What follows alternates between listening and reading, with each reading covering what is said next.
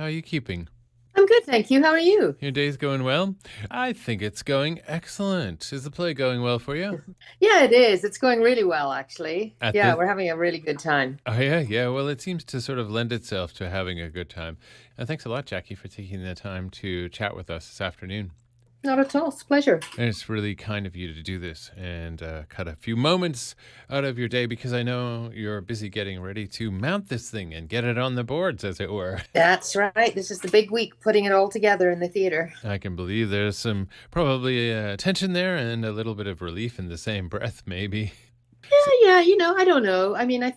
There's like, I guess, a tension in the sense, but there's also, it's a beautiful big puzzle to put a show together always. So, now we're just adding.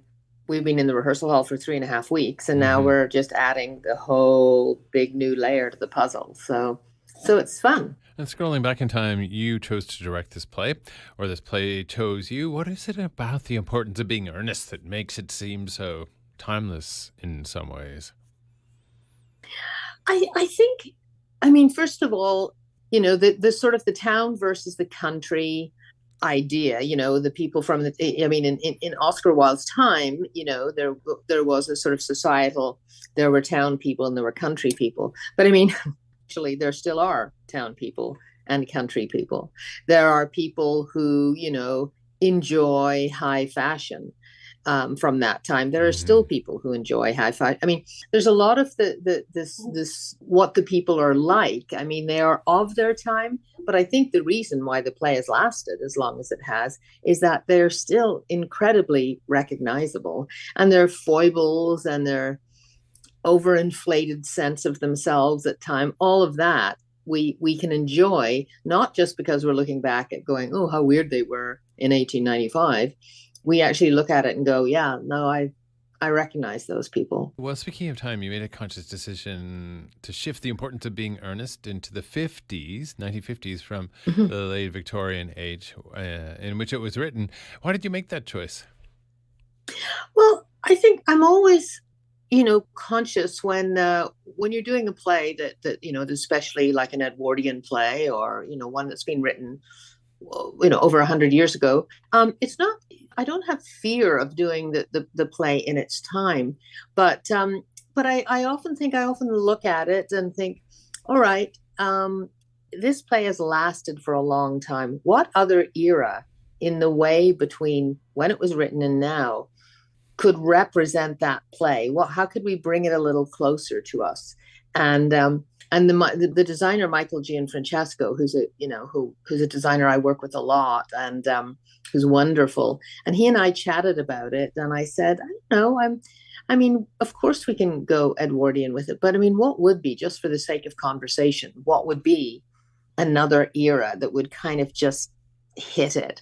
And he was the one who suggested sort of the couture 50s. Well, and it's funny how Oscar Wilde's casting barbs against the rich and famous still lives today. That whole in the entitled, as it were, and it's fascinating because he kind of lived in the realm of that too, or at least on the periphery of it from his personal life. And this time in his personal life was really interesting. And he was kind of at the top of his game when this play premiered, but he would face the scourge of aristocracy because of his involvement with Lord Alfred Douglas. It's kind of a Yeah, tense time yeah, for him as well. Do you think any of that tension yeah. bleeds through this play? I don't really think so. I mean, well, I mean, I can't say that with total confidence. I mean, there's no doubt people have double lives in the play, Mm-hmm. for Mm-hmm. sure. But there was also, Wilde really wanted to write. I mean, he was already kind of at the top of his game because he had written several really, really well received plays, Lady Windermere's Fan and An Ideal Husband, etc. But he hadn't written, he wanted to write just an out and out comedy.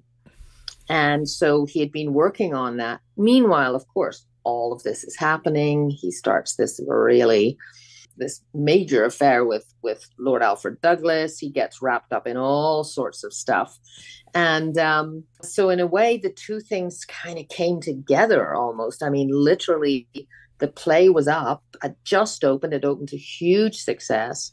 And then it was literally only, I mean, I think it's almost less than a month later that he was put on charges for gross indecency, as it was called then. And then that was it.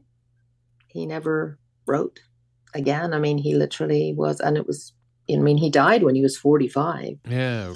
So it was like he was kind of like a firefly, like he kind of lit the sky and then was gone. Yeah, he was that proverbial shooting star, wasn't he? Is there a moral in the play?